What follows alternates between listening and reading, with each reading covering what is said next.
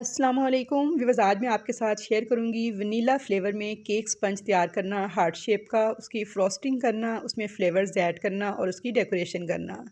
बहुत ही अहम टिप्स और ट्रिक्स के साथ आपने रेसिपी को फॉलो करना है। रेसिपी को कंप्लीट वॉच करना है तो इंशाल्लाह ताला ऐसा ही बेहतरीन किस्म का केक स्पंज आपका भी बनके तैयार होगा।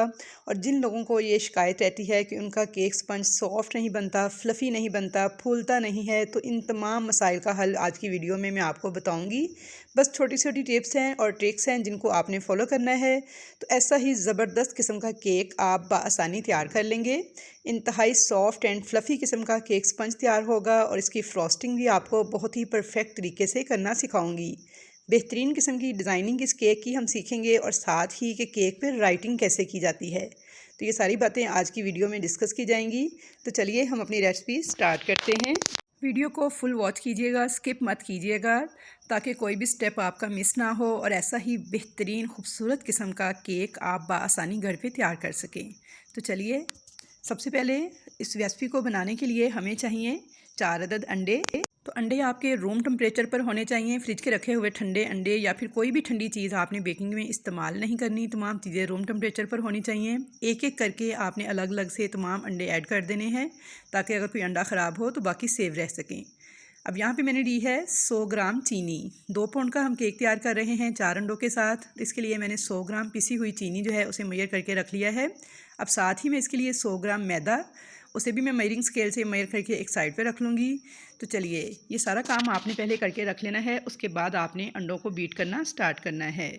तो ये देखिए, 100 ग्राम मैदा और 100 ग्राम पिसी हुई चीनी मैंने मेजरिंग स्केल से मेजर करके रख ली थी। अब मैंने अंडों को बीट करना स्टार्ट कर दिया है। तो कुछ बीटर्स की स्पीड तेज़ होती है, कुछ की लो होती है, तो आपने थोड़ी थोड़ी चीनी इसमें जो पिसी हुई ऐड करते जाना है और अंडों को मुसलसल बीट करते जाना है हाई स्पीड पर। तो यहाँ पे मुझे 4 से 5 मिनट लगे थे अंडों को बीट करते हुए। तो आपने इसकी कुछ इस किस्म की कंसिस्टेंसी आने तक इनको बीट करना है। ये बिल्कुल क्रीमी सी शक्ल में आ जाएंगे, थिक से हो जाएंगे, तब तक आपने इनको मुसलसल बीट करते जाना है। तो ये देखिए, इसकी निशानी भी मैं आपको चेक करवा दूँ। तो आपने इस तरह से थोड़ा सा बैटर उठा के लाइनें सी बनानी है। जब ये लाइनें इस बैटर के ऊपर स्टे करने लगें तो इसका मतलब है कि अंडे हमारे परफेक्टली बीट हो चुके हैं। तो यहाँ पे आप देख सकते हैं 5 मिनट तक मैंने इसे बीट करने के बाद थोड़ी सी लाइंस इस तरह से बनाई हैं और ये बैटर के ऊपर स्टे कर रही हैं सरफेस के ऊपर। तो इसका मतलब है हमारे अंडे और चीनी बहुत अच्छे तरीके से बीट हो चुके हैं। इतना ही आपने इनको बीट करना है। अब इसके अंदर मैंने 1 टीस्पून वनीला एसेंस ऐड कर दिया है और 1 सेकंड तक बीटर को चलाऊंगी, ताकि वनीला एसेंस जो है वो अच्छी तरह से इस बैटर के साथ मिक्स हो जाए। तो आज का ये केक स्पंज हम बगैर ऑयल के तैयार करेंगे, जो कि बहुत ही बेहतरीन बन के तैयार होगा। तो यहाँ पे देखिए जी, अब 100 ग्राम मैंने मैदा ले लिया है, जो कि हमने मेजरिंग स्केल से मेजर किया था। उसके अंदर मैंने ऐड कर दिया है 1 टीस्पून बेकिंग पाउडर। मैंने यहाँ पे हाफ़ टी स्पून वाला चम्मच पकड़ा हुआ है, इसलिए मैंने 2 दफ़ा डाला है, लेकिन मैंने 1 टीस्पून बेकिंग पाउडर ऐड किया है। अच्छी तरह से इस बेकिंग पाउडर को मैदे के साथ मैंने मिक्स कर लिया है। अब एक छलनी लूँगी, उसके ऊपर इस बेकिंग पाउडर और मैदे को डाल दूँगी और थोड़ा थोड़ा करके इसे ऐड करती जाऊँगी। मैं 3 दफ़ा करके इसको ऐड करूँगी और स्पैचुला के साथ अब आपने इसकी फोल्डिंग करनी है। तो यहाँ पे आपने बहुत ही अहम टिप्स हैं जिनको फॉलो करना है, तो आपका केक बहुत ही स्पंची बनेगा, सॉफ्ट बनेगा और फूल के बेहतरीन बन के तैयार होगा। तो टिप्स क्या हैं? आपने सबसे पहले स्पैचुला को एक ही डायरेक्शन में घुमाते हुए इस बैटर को मिक्स करना है। आपने कभी राइट कभी लेफ़्ट इसे नहीं घुमाना, बल्कि कोई एक डायरेक्शन सेट कर लेनी है और एंड तक उसी डायरेक्शन में इसकी मिक्सिंग करनी है।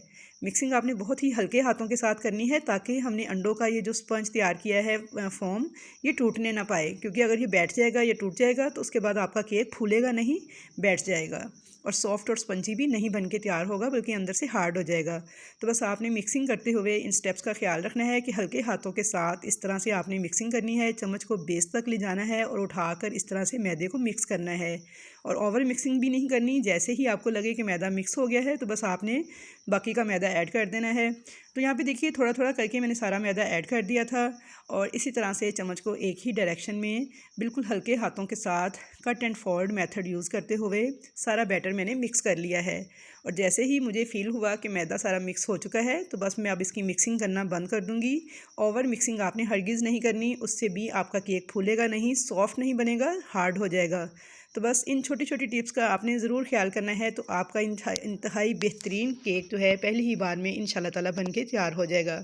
तो चलिए, अब हमारा बैटर यहाँ पे रेडी हो चुका है। किनारे मैंने सारे साफ़ कर लिए हैं, मिक्सिंग अच्छे तरीके से हो चुकी है। इसकी कंसिस्टेंसी आप चेक कर सकते हैं, बिल्कुल ऐसी होनी चाहिए। ये देखिए, रिबन टाइप कंसिस्टेंसी। अब यहाँ पे मैंने एक हार्ट शेप का लिया था केक टिन। इसके ऊपर मैंने बटर पेपर इस तरह से काट के इसके अंदर इसे मैंने अच्छे से ग्रीस किया था। उसके बाद इस बटर पेपर को इसके अंदर बिछा दिया था इसकी बेस में, और थोड़ा सा ऑयल वाला ब्रश जो है मैंने इस बटर पेपर के ऊपर भी लगा दिया था। इस तरह करने से क्या होगा कि हमारा केक बेस में चिपकेगा नहीं। किनारों पे भी मैंने अच्छे से इस पर ऑयल लगाया हुआ था। अब इस सारे बैटर को मैं डाल दूँगी इस केक टिन के अंदर, और ओवन को मैंने 10 मिनट पहले 180 डिग्री पे प्री हीट ऑन करने के लिए ऑन कर दिया था। आज का ये केक मैं ओवन में तैयार कर रही हूँ, लेकिन आप चाहें तो इसको आप पतीले में भी तैयार कर सकते हैं, बिल्कुल ऐसे ही जैसे मैंने आपको पहली बहुत सारी वीडियोज़ में पतीले का तरीका शेयर किया हुआ है। लिंक मैं डिस्क्रिप्शन में डाल दूँगी, जैसे मैंने डॉल केक में बताया था आपको, तो सेम उसी तरीके से आप इसे पतीले में भी बेक कर सकते हैं। तो यहाँ पे देखिए सारा बैटर डालने के बाद थोड़ा सा इसको मैं टैप कर लूँगी ताकि जितने भी एयर बबल हैं वो सारे निकल जाएं। तो ओवन हमारा प्री हीट हो चुका है। अब मैं इसको खोल के इसके अंदर रखूँगी इस केक टिन को, और 180 डिग्री पे ही मैं इसको बेक करूँगी 30 मिनट तक। दोनों रॉड्स मैंने ऑन कर दिए हैं। 180 पे मैंने इसका टेम्परेचर सेट किया है। टाइमर मैंने इसे 30 मिनट्स का लगा दिया है। तो अब हमारा केक बेक होना स्टार्ट हो चुका है। तो मैं आपको इसका फ़ाइनल रिज़ल्ट दिखाती हूँ 30 मिनट्स के बाद। तो ये देखिए जी, अल्हम्दुलिल्लाह माशाल्लाह 30 मिनट्स के बाद हमारा बेहतरीन केक जो है बेक हो चुका है। आप अपने ओवन की टाइमिंग के हिसाब से टाइमिंग सेट कर लीजिएगा। तो टूथपिक से चेक कर लेते हैं। तो ये देखिए बिल्कुल क्लियर आई है, कोई भी चीज़ इसके साथ चिपकी हुई नहीं है। अगर इसके साथ कुछ भी थोड़ा बहुत चिपका हुआ महसूस हो तो इसे 2 से 3 मिनट मज़ीद बेक कीजिएगा। तो यहाँ पे देखिए जी, अल्हम्दुलिल्लाह केक हमारा बहुत ही ज़बरदस्त किस्म का बेक हो चुका है परफेक्टली।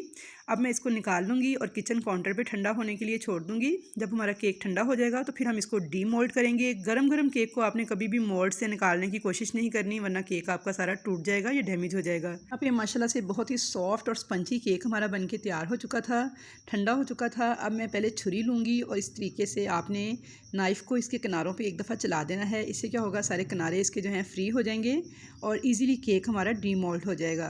तो अब इसे उल्टा करेंगे और इस तरीके से पीछे से थोड़ा सा मैं टैप करूँगी। तो ये देखिए जी, माशाल्लाह इजीली हमारा केक जो है टिन से बाहर निकल आया है। कितना सॉफ्ट और कितना स्पंजी दिख रहा है। तो चलिए अब मैं इसको कूलिंग रैक पे रखूँगी ताकि थोड़ा सा मज़ीद ये ठंडा हो जाए और फिर हम इसकी फ्रॉस्टिंग तैयार करेंगे। तो जब तक हमारा केक ठंडा हो रहा है मैं इसके लिए क्रीम विप कर लूँगी। तो यहाँ पे मैंने ली है क्रीम 500 ग्राम विपिंग क्रीम यूज़ की है, और इस क्रीम को मैं विप करना स्टार्ट करूँगी। तो व्यूअर्स, इस क्रीम के बारे में मैं आपको बता दूँ कि ये विपिंग क्रीम है जो कि केक के लिए इस्तेमाल की जाती है। इसे हम फ्रीज़र में रखते हैं, लेकिन जब हमने इसे इस्तेमाल करना होता है तो इसे आपने क्या करना है, 2 से 3 घंटे पहले फ्रिज के ऊपर वाले खाने से निकाल के नीचे वाले खाने में रख देना है ताकि जो बर्फ़ है वो मेल्ट हो जाए, क्रीम हमारी लिक्विड शक्ल में आ जाए। इसे लिक्विड शक्ल में तो होना चाहिए लेकिन बिल्कुल ठंडी होनी चाहिए। जब तक आपकी क्रीम ठंडी नहीं होगी तो ये ठीक से विप नहीं होगी। तो इसलिए आपने इसे जब नीचे वाले खाने में रखना है तो बाहर निकाल के नहीं रखना, बल्कि फ्रिज के अंदर ही इसको आपने लिक्विड फॉर्म में लाना है ताकि ये मुकम्मल तौर पे ठंडी रह सके। अब इस ठंडी क्रीम को मैंने विप करना स्टार्ट कर दिया है। तो पहले मैं इसे मीडियम स्पीड पे विप करूँगी। 3 से 4 मिनट तक मीडियम स्पीड पे मैंने इसे विप कर लिया था। तो ये देखिए माशाल्लाह से क्रीम कितना थिक होना स्टार्ट हो गई है। अब मैं इसको हाई स्पीड पर विप करूँगी। तो बस आप आखिरी के 4-5 मिनट आपने इसको करना है मीडियम टू हाई स्पीड पर विप। टोटल इसको 5 से 6 मिनट लग जाते हैं विप होते हुए।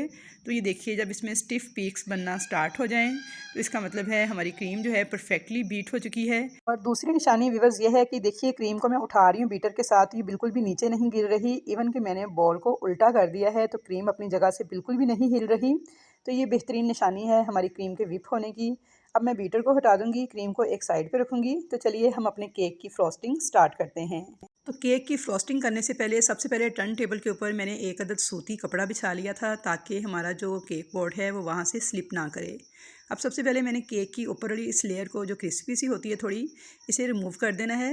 तो ये ऊपर निशान जो नज़र आ रहे हैं तो ये मैंने केक को कूलिंग रैक के ऊपर रखा था, उसके निशान हैं। तो यहाँ पे देखिए जी, केक को मैंने ऊपर वाली लेयर को रिमूव कर दिया था। अब मैं केक को 2 लेयर्स में काट लूँगी। कटिंग किस तरह से करनी है तो यहाँ पे देखिए जी, आपने केक के ऊपर इस तरह से हाथ रख लेना है और दूसरे हाथ के साथ आपने इस तरह से छुरी चारों तरफ चलाते हुए एक निशान बना लेना है। अब इस निशान के अंदर आरी की तरह छुरी को चलाते हुए इस केक को सेंटर से कट कर लेना है। तो बिल्कुल इक्वल इसकी कटिंग होनी चाहिए। जब आप इसकी कटिंग इक्वल करेंगे तो आपकी फ्रॉस्टिंग भी बहुत ज़बरदस्त होगी और केक का बैलेंस भी बहुत ज़बरदस्त आएगा।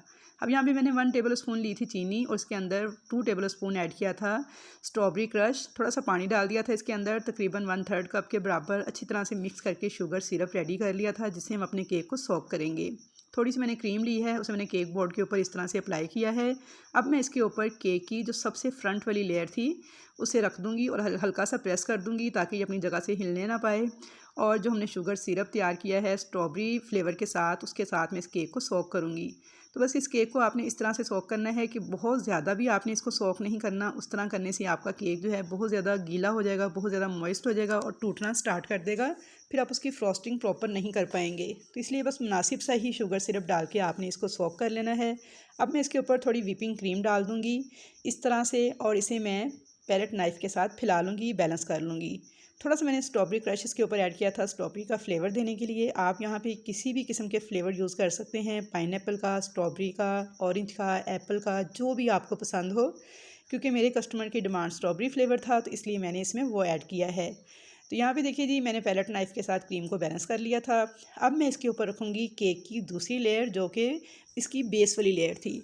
तो यहाँ पे मैं आपको ये टिप देना चाहूँगी कि अगर आप चाहते हैं आपकी फ्रॉस्टिंग बहुत नीट हो, केक का बैलेंस बहुत ज़बरदस्त आए, एक तो आपने इसकी कटिंग बिल्कुल सेंटर से एक जैसी करनी है। दूसरा, आपने इसकी जो बेस वाली लेयर है इसे आपने उल्टा करके ऊपर की तरफ लाना है। तो ये देखिए जी, ये इसकी बेस वाली लेयर ऊपर की तरफ आ गई है। अब मैं इसको भी शुगर सिरप से पहले सोक कर लूँगी, उसके बाद मैं इसके ऊपर भी थोड़ी क्रीम अप्लाई करूँगी। थोड़ा सा मैंने इसके ऊपर पैलेट नाइफ़ के साथ इसको बैलेंस कर लिया था और इसे क्रम कोट कर लूँगी। क्रम कोट करने से ये होगा कि केक के जितने भी क्रम्स हैं वो सारे कवर हो जाएंगे और इसके ऊपर बड़ी नीट फ्रॉस्टिंग बाद में हम कर लेंगे। तो यहाँ पे क्रम कोट करके आपने केक को आधे घंटे के लिए फ्रीज़र में रख देना है, यानी फ्रिज के ऊपर वाले खाने में, ताकि क्रीम जो है इसकी अच्छे से सेट हो जाए। और क्रम कोट जो है उसको करने के बाद जब केक बहुत अच्छे से चिल होगा तो इसकी फ़ाइनल कोटिंग बहुत ज़बरदस्त होगी।